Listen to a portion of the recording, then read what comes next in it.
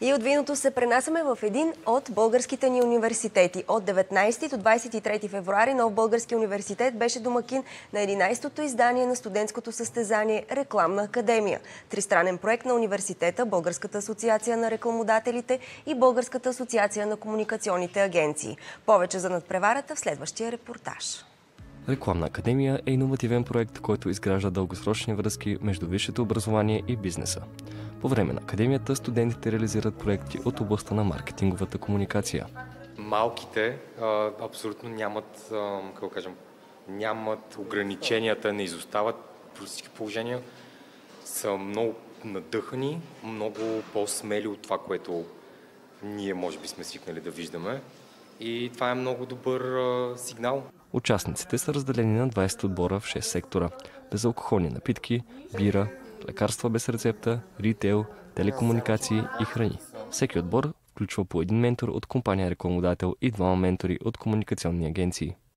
Те са много добри потребители, т.е. много лесно стигат до съответния таргет, в който искаме да намерим. За 2-3 дни се чувствам, все едно съм завършил няколко университета.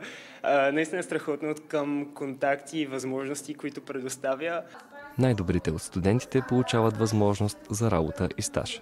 Работим за това как да направим продукт, който да се предпочете от потребителите, като категорията е замразени продукти, ready to heat, и в момента изготвяме концепцията за него. В момента работим в сектора за лекарства без рецепта и работим по създаването на нов бранд за мултивитамини под формата на желирани бомбони и е много интересно. Продуктът, който разработваме е за инстантна храна, която е наготова. Всъщност така и красихме нашия продукт, който разрешава проблема, че времето никога не стига, но искаме да дадем храна, обаче няма време да си изготвим.